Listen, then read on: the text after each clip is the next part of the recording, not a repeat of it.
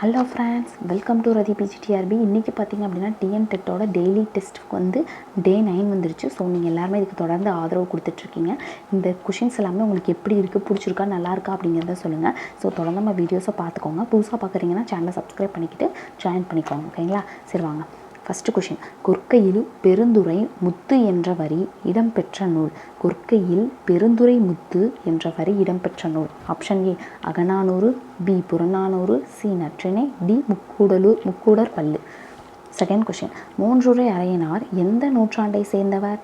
Option A கிபி 2, option B கிமு 4, option C கிமு 2, ஆப்ஷன் டி கிபி 12. தேர்ட் கொஷின், கழலுதல் அப்படிங்கிற சொல்லின் பொருள் என்ன அப்படின்னா ஏ உதிர்தல், பி பறித்தல், சி நடுதல், டி அறுவடை செய்தல். ஓகேங்களா? ஃபோர்த்து கொஷின், உவம உருபு அல்லாதது எது? ஆப்ஷன் ஏ போல, ஆப்ஷன் பி ஒப்ப, ஆப்ஷன் சி உடைய, ஆப்ஷன் டி புரைய. ஃபிஃப்த்து கொஷின், உலகில் இல்லாத ஒன்றை உவமையாக கூறும் அணி. ஆப்ஷன் ஏ எடுத்துக்காட்டு உவமையணி, பி ஏகதேச உவமையணி, சி இல்பொருள் உவமையணி, டி உருவக உவமையணி. ஓகேங்களா? ஃபஸ்ட்டு பார்க்கலாமா ஆன்சரு? ஃபஸ்ட்டு கொஷின்னா கொற்கையில் பெருந்துறை முத்து என்ற வரி இடம்பெற்ற நூல் அப்படின்னா கொற்கையில் முத்து தான் இருக்கும். முத்து எப்படி இருக்கும்? சிப்பிக்குள்ளே முத்து இருக்கும். அப்போ உள்ளுக்குள்ளே இருக்கும் அகம். உள்ளேன்னா அகம். அப்போ அகநானூறு அப்படின்னு க்ளூ வச்சுக்கோங்க. ஓகேங்களா? கொற்கையில் பெருந்துறை முத்து, இந்த வரியை ஞாபகம் வச்சுக்க முடியலைன்னா கொற்கையில் முத்து அதிகமாக இருக்கும். அதனால் முத்து எங்கேருந்து வருது? சிப்பிக்குள்ளே இருக்கும். அப்போ அகத்துக்குள்ளே இருக்கும். அப்போ அகநானூறு தான் இந்த பாட்டு. ஓகேங்களா? மூன்றுரை அரையனார் எந்த நூற்றாண்டை சேர்ந்தவர்? அவர் வந்து கிபி 4ஆம் நூற்றாண்டை சேர்ந்தவர். இது எப்போ கெஸ் பண்ணலாமா? மூன்றுரை அரையனார், அதுலேயே 3 இருக்குது. 3க்கு அப்புறம் 3க்கு அடுத்து 4 அப்படின்னு ஞாபகம். 3க்கு அடுத்து 4, அப்போ கிபி 4ஆம் நூற்றாண்டு. எப்பயுமே மேக்ஸிமம் கிபி தான் வரும். கிறிஸ்தவத்துக்கு பிறக்கிறதுக்கு பிறந்த பின்பு தான். ஓகேங்களா? கிபி 4. தேர்ட் ஒன், கழலுதல் என்ற சொல்லின் பொருள். கழலுதல் அப்படின்னா அதுக்கு உதிர்தல் அப்படின்னு பொருள். ஓகேங்களா? கழலுதல்னா உதிர்தல். ஃபோர்த்து கொஷின், ஓம உருபு அல்லாதது எது? இதில் எது ஓம உருபு அல்லாததுன்னா ஆப்ஷன் ஏ போல, பி ஒப்ப, டி புரைய. இது எல்லாமே ஓம உருபு. இந்த வேர்டெல்லாம் ஓம உருபில் வரும். உடைய அப்படிங்கிறதா ஓம உருபு அல்லாதது. ஸோ ஓம உருபுகள் எதுன்னு கேட்டால் போல, ஒப்ப, புரைய. இதெல்லாம் ஓம உருபுகள். ஃபிஃப்த்து கொஷின், உலகில் இல்லாத ஒன்றை ஓமையாக கூறும் அணி. இல்லாத ஒன்றை ஓமையாக கூறுறோம் அப்படின்னா அது இல்பொருள் ஓமையணி. இல்லாத ஒன்றை சொல்கிறது இல்பொருள் ஓமையணி. ஓகேங்களா? சரி, இங்கிலீஷ் பார்க்கலாம். First question, did you come dash train? A by, B on, C at, D in. Second question, figure of speech. Where the wins like a weighted knife. Option A simile, option B metaphor, option C anaphora, option D epithet. ஓகேங்களா? Okay friends, third question, this is made of up to separate pieces of equipment in aeroplane. ஏரோப்ளைனில் 2 separate பீசஸாக ஒரு எக்யூப்மெண்ட்டை வந்து தயாரிச்சிருப்பாங்க. அது என்ன அப்படின்னு பார்க்கணும். ஓகேங்களா? 2 செப்பரேட் பீசஸ் இருக்குது. Option A black box, B red box, C yellow box, D white box. ஓகேங்களா? சரி, fourth question, I days when she came. Option A had left, B will have left, C left, D none of this. Fifth question, antonyms. எந்த வேர்டுக்கு ஆண்டனிம்ஸ்னால் இந்த word strive. ஓகேங்களா? Option A great effort, option B struggle, option C rest, option D fight. ஓகேங்களா? சரி, இதோட answer பார்க்கலாமா? Okay friends, first question பார்க்கலாம். Did you come dash train. நீங்கள் எப்படி வந்தீங்க ட்ரெயினில்? By train. Did you come by train. ஓகேங்களா? Okay, second, figure of speech அப்படின்னா where the wins like a வீட்டர்ட் நைஃப். எப்பயுமே சிமிலி அப்படின்னு பார்த்தோம்னா லைக் ஆர் ஆஸ் இது வந்து கொடுத்துருக்க சென்டென்ஸில் வரணும். இப்போ நமக்கு இங்கே லைக் வந்துருக்கு. அப்போ ஆன்சர் வந்து சிமிலி. லைக்கும் ஆஸும் வராமல் 2 இது கம்பேர் பண்ணி சொல்கிறது மெட்டாஃபர். ஓகேங்களா? சிமிலி வந்து லைக்கும் ஆசை வச்சு ஒன்றையும் இன்னொன்றையும் கம்பேர் பண்ணி சொல்லும். இது இப்படி, இது அப்படி அப்படின்னு. Okay, days is made of up to 2 separate பீசஸாக வந்து எக்யூப்மெண்ட்டை ஏரோப்ளைனில் ஒன்று வந்து கண்டுபிடிச்சி அதை வந்து செட் பண்ணியிருக்காங்க. அது என்ன பாக்ஸ் அப்படின்னு சொல்லுவோம். அதுக்கு பேர் பிளாக் பாக்ஸ். இந்த பிளாக் பாக்ஸ் ஃபஸ்ட் எப்பயுமே ஆரஞ்சு கலரில் ரெடி பண்ணியிருப்பாங்க. அதுக்கப்புறமா அது பிளாக் கலர் மாறிடுது. ஸோ இதில் என்னென்ன எக்யூப்மெண்ட் இருக்குன்னா video recorder, audio voice recorder அந்த மாதிரி இருக்கும் இல்லையா, அந்த மாதிரி 2 இதுவுமே அதில் வந்து கனெக்ட் பண்ணி வச்சுருப்பாங்க. ஸோ அதை வந்து பிளாக் பாக்ஸ்ன்னு சொல்கிறோம். ஓகேங்களா? ஏரோப்ளைனில் இந்த பிளாக் பாக்ஸ் வந்து 2 செப்பரேட் பீசஸ் ஆஃப் எக்யூப்மெண்ட்ஸில் செஞ்சுருக்காங்க. Okay, days I days when she come. I had left when she. அவங்க எப்போ வராங்களோ அப்போ நான் கிளம்பிடுவேன் அப்படி. I had left when she came. Antonyms, strive அப்படிங்கிற வேர்டுக்கு ஆண்டனிம்ஸ் கண்டுபிடிக்கணும். ஆண்டனிம்ஸ்னால் சினானிம்ஸ்னால் அதோட பொருள், ஆண்டனிம்ஸ்னால் அதோட எதிர்ச்சொல். ஸ்ட்ரைவ் அப்படிங்கிறது ஒரு விஷயத்தை அடைய ரொம்பவே கஷ்டப்படுறது, போராடி அதை பெறணும் அப்படின்னு நினைக்கிறது. அப்போ அதுக்கு ஆப்போசிட் என்னென்னு பார்த்தோம்னா ரெஸ்ட்டு. இவங்க இது கஷ்டப்பட்டு போராடி பண்ணுறாங்க, இது ரெஸ்ட் எடுக்கிறாங்க. அப்போ இதுதான் ஆப்போசிட். ஓகேங்களா? கிரேட் எஃபர்ட் போடுறது, ஸ்ட்ரகிள் பண்ணி போகிறது, ஃபைட் பண்ணி போகிறது எல்லாமே வந்து இந்த ஸ்ட்ரைவோட ஓன் மீனிங், சேம் மீனிங். அதாவது சினானிம்ஸ்னு சொன்னால் இது மூணுமே வரும், ஆண்டனிம்ஸ்னு சொன்னால் இந்த ரெஸ்ட் ஆப்போசிட்டில் இருக்கிறது வருது. ஓகேங்களா? சரி. சயின்ஸ். புள்ளி வட்டம் அப்படின்னா பெண் இனப்பெருக்க உறுப்பு. இதுக்கு வந்து மேட்ச் த ஃபாலோயிங் கண்டுபிடிக்கணும். புள்ளி வட்டம்னா என்ன, அல்லி வட்டம்னா என்ன, மகரந்தத்தாள்னா என்ன, சூலகம்னா என்ன. அதே மாதிரி எதுக்கு மேட்ச் ஆகும்னு, நெல் எதுக்கு மேட்ச் ஆகும், தவளை எதுக்கு மேட்ச் ஆகும், மனிதன் எதுக்கு மேட்ச் ஆகும், எலி எதுக்கு மேட்ச் ஆகும்னு ஒரு தாட்டி நீங்கள் நோட் பண்ணி வைங்க. நான் வந்து அடுத்த 2 கொஷின் படிச்சுட்டு உங்களுக்கு நான் வந்து ஆன்சர் சொல்கிறேன். இரத்த சோகை எந்த தாது உப்புக்கள் குறைபாட்டால் ஏற்படுகிறது? Option A calcium, option B phosphorus, option C இரும்பு, option D iodine. 4th question. புரத குறைபாட்டால் ஏற்படும் நோய்கள். Option A kwashiorkor, option B marasmus, option C osteomalacia, option D A and B. 5th question பார்க்கலாம். முன்கழுத்து கழலை நோயை சரி செய்ய டேஸ் என்ற தாதுப்பு உதவுகிறது. முன்கழுத்து கழலை நோய் வந்து சரி செய்யணும்னா தாதுப்பு உதவுது. எந்த தாதுப்புன்னு கேட்குறாங்க. A sodium, B iodine, C magnesium, D calcium. Okay, 5th question சொல்லியாச்சு. இதோட ஆன்சர்லாம் சொல்லிடலாமா? ஓகே, ஃபஸ்ட்டு கொஷின் பார்த்தோம்னா புள்ளி வட்டம். புள்ளி வட்டம் அப்படின்னா என்னன்னு பார்க்கணும். ஓகேங்களா? புள்ளி வட்டம் அப்படின்னா பசுமையான இலை அமைப்பு கொண்டதுனால அது ஃபஸ்ட்டு. அல்லி வட்டம் அப்படின்னா அல்லி வந்து வண்ணமாக கோலம் போட்டாங்க அப்படின்னு ஞாபகம் வச்சுக்கோங்க. மகரந்தத்தாள் வந்து ஆண்களின் இனப்பெருக்க உறுப்பு. அதுவே சூலகம் பார்த்திங்க அப்படின்னா பெண்களின் இனப்பெருக்க உறுப்பு. ஓகேவா? இது வந்து அடிக்கடி கேட்ட கொஷின். ஸோ ஒரு கிளான்ஸ் நல்லா பார்த்துக்கோங்க. புள்ளி வட்டம் அப்படின்னா புள்ளி வட்டம்னா பசுமையான இலையில் புள்ளி புள்ளியாக இருக்குது, பசுமையான இலை அமைப்பு. அல்லி வட்டம்னா வண்ணம் நிறைந்தது. மகரந்தத்தாள் அப்படின்னா ஆண் இனப்பெருக்க உறுப்பு. சூலகம் அப்படின்னா பெண் இனப்பெருக்கம். ஓகேங்களா? மகரந்தத்தாள் தான் எப்பயுமே ஆண். ஓகே, இப்போ நெல் பார்த்தோம் அப்படின்னா நெல்லோட தாவரவியல் பேர் என்னென்னா, நெல்லோட பேர் வந்து ஒரைசா சட்டைவா அப்படின்னு சொல்லுவோம். ஓகேங்களா? நெல் அப்படின்னா ஒரைசா சட்டைவா. தவளை அப்படிங்கிறதுக்கு தாவரவியல் பேர்னா ரானா ஹெக்ஸா டாக்டைலா. மனிதன் எப்படியுமே ஹோமியோசிஃபியன்ஸ், அது நிறைய பேருக்கு தெரியும். எலி அப்படின்னா நேட்டஸ் ரேட். இங்கே பார்த்திங்கன்னா நம்மளுக்கு வந்து ஷார்ட்லேயே நம்மளுக்கு ஈஸியாக வந்து எலிக்கு ரேட் அப்படின்னு கொடுத்துருக்காங்க. ஸோ அப்படி ஞாபகம் வச்சுக்கணும். நெல்லுக்கு ஒரைசா சட்டைவா ஞாபகம் வச்சுக்கோங்க. தவளை அப்படின்னா ரானா ஹெக்ஸா டாக்லை இது. ஓகேங்களா? மனிதன் வந்து ஹோமோசெப்பியன்ஸ். ஸோ நெல் ஒரைசா சட்டைவா, தவளை ரானா, மனிதன் ஹோமோசெஃபியன்ஸ், எலி வந்து நேட்டஸ் ரேட்டஸ். ஓகேங்களா? சரி, 3rd கொஷின். இரத்த சோகை எந்த தாதுப்புகள் குறைபாட்டால் ஏற்படுகிறது? எப்பயுமே இரும்பு சத்து குறைபாட்டினால தான் ரத்த சோகை வரும். நிறைய பேருக்கு 50 வயசுக்கு மேலே ரத்த சோகை வரும். அவங்க எல்லாருமே வந்து முருங்கைக்கீரை அதிகமாக எடுத்துக்கோங்க, இரும்பு சத்து மாத்திரைகள்லாம் எடுத்துக்கோங்க, அதில் உடம்புக்கு ரொம்பவே நல்லது. Okay, 4th question. புரத குறைபாட்டால் ஏற்படும் நோய்கள் பார்த்திங்க அப்படின்னா குவாஷியர்கள், மராஸ்மஸ். அப்போ ஏ அண்ட் பி. ஸோ புரத குறைபாட்டினால் ஏற்படும் நோய்கள் இது மேக்ஸிமம் குழந்தைகளுக்கு அதிகமாக ஏற்படுது. குவாஷியர்கள், மராஸ்மஸ் இது 2 நோயும் அதிகமாக ஏற்படுது. ஓகே, இது பார்த்திங்க அப்படின்னா முன்கழுத்து கழலை நோயை சரி செய்ய டேஸ் என்ற தாதுப்பு உதவுகிறது. மேக்ஸிமம் அயோடின் குறைபாட்டினால தான் இந்த தாதுப்பு முன்கழுத்து கழலை நோய், அதாவது உப்பு குறைபாடு இருக்கா முன்கழுத்து கழலை நோய் வருது. அயோடின் குறைவாக இருந்துச்சு, நீங்கள் குறைவாக எடுத்துக்கிறீங்க அப்படின்னா முன்கழுத்து கழலை நோய் வரும். ஸோ அதிகமாகவும் எடுத்துக்கூடாது, மீடியமாக அயோடின் யூஸ் பண்ணிக்கலாம். ஓகே, அடுத்து பார்த்திங்கன்னா psychology. Discovery of the child என்ற புத்தகத்தின் ஆசிரியர் யார்? ஓகேங்களா? டிஸ்கவரி ஆஃப் த சைல்டு என்ற புத்தகத்தின் ஆசிரியர் option A Froebel, option B Maria Montessori, C Rousseau, D Russell. 2nd question. DPEP என்பது ஏ மாவட்ட தொடக்க கல்வி திட்டம், பி மாநில தொடக்க கல்வி, சி குழந்தை மைய கல்வி திட்டம். ஓகேங்களா? மேற்கண்ட எதுவும் இல்லை.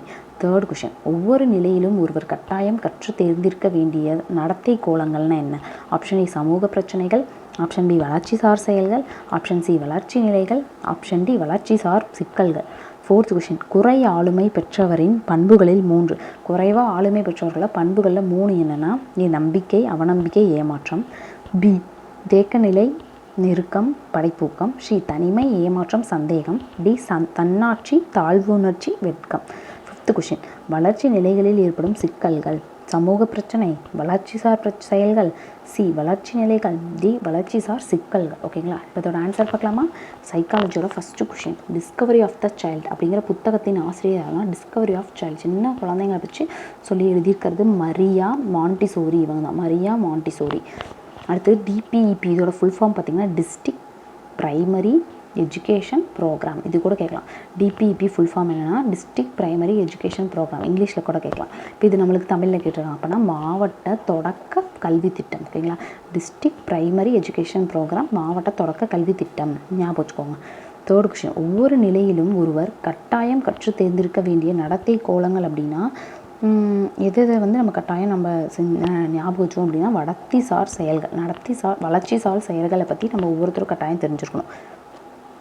ஓகே, அடுத்து பார்த்திங்கன்னா குறைய ஆளுமை பெற்றவன். இப்போ ஏதாவது கொஞ்சம் ஏதாவது நார்மலாக இருக்கவங்கள விட கொஞ்சம் கம்மியாக இருப்பாங்களே அந்த மாதிரி இருக்கவங்களுக்கு பண்புகளில் 3 என்னென்னா என்ன அவங்களுக்கு அதிகமாக இருக்குது, ஏன் அவங்க வந்து எப்படி இருப்பாங்கன்னு பார்த்தோம்னா தனிமையாக இருப்பாங்க, முடிஞ்ச அளவுக்கு ஏதாவது ஏமாந்துருப்பாங்க, நிறைய சந்தேகம் பிடிச்சவங்களா இருப்பாங்க. ஸோ அந்த மாதிரி இருக்கவங்களுக்கு குறைய ஆளுமை இருக்கிறவங்க அப்படின்னு சொல்கிறோம். 5th கொஸ்டின், வளர்ச்சி நிலைகளில் ஏற்படும் சிக்கல்கள். ஒருத்தவங்க வளர்ச்சியில் ஏதாவது சிக்கல் ஏற்பட்டுச்சுன்னா அது வளர்ச்சி சார் சிக்கல்கள் அப்படின்னு சொல்கிறோம். ஓகேங்களா, சரி அடுத்து மேக்ஸ் பார்க்கலாமா? ஓகே ஃப்ரெண்ட்ஸ், ஃபஸ்ட்டு கொஷின் பார்க்கலாம். மிகச்சிறிய 6 இலக்க எண்களில் எத்தனை 10,000 உள்ளன? மிகச்சிறிய 6 இலக்க எண்களில் எத்தனை 10,000 உள்ளன? அப்போ மிகச்சிறிய 6 இலக்க எண் என்ன? ஓகேவா, மிகச்சிறிய 6 இலக்க எண் என்ன? உங்களுக்கு நேரம் நீங்கள் கெஸ் பண்ணியிருப்பீங்களே, சொல்லுங்கள். இப்போ 1 போட்டுக்கணும். 1 10 100 1000 6 1 2 3 4 5 6 வந்துருச்சு. 1 10 100 1000 10,000 லட்சம் 1 லட்சம். மிகச்சிறிய 6 இலக்க எண் 1 லட்சம். அதில் எத்தனை 10,000 இருக்குன்னு நமக்கு கேட்குறாங்க. அப்போ என்ன பண்ணணும்னா இந்த 1 லட்சத்தை போட்டுக்கணும்.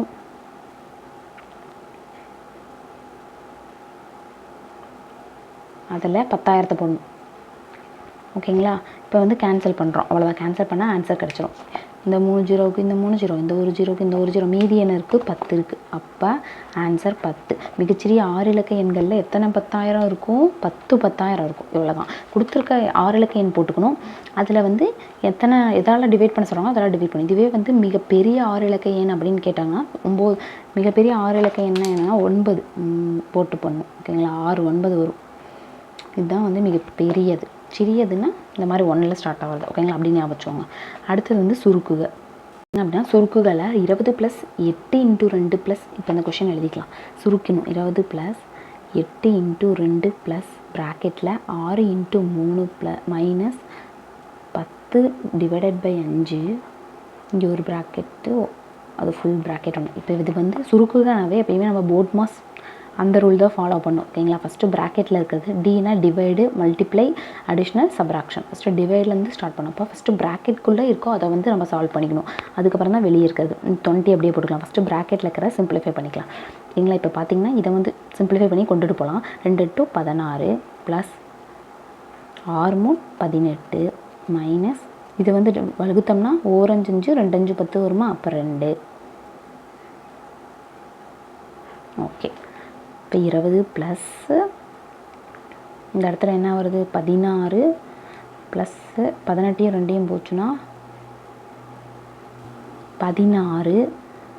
ஓகேங்களா, சிம்பிளாகவே வந்துருச்சு. 20 + 16 + 16 32. 32 20 52. ஓகேங்களா, ஆப்ஷனில் 52 இருக்கா? ஸோ ஆப்ஷனில் 52 இருக்குது. அப்போ answer correct. Okay friends, Gopal கர்ணனை விட 8 வயது இளையவன். அவர்களின் வயதுகளின் கூடுதல் 30 எனில் கர்ணனின் வயது என்ன? நமக்கு கேட்குறது வந்து கர்ணனோட வயது தான் கேட்குறாங்க. அப்போ கர்ணன் வயது என்னன்னு தெரியல, அது எக்ஸ்ன்னு வச்சுக்கிறோம். இப்போ கோபால் ஃபஸ்ட்டு, அடுத்து கோபாலோட வயது என்னன்னு கண்டுபிடிக்கணும்.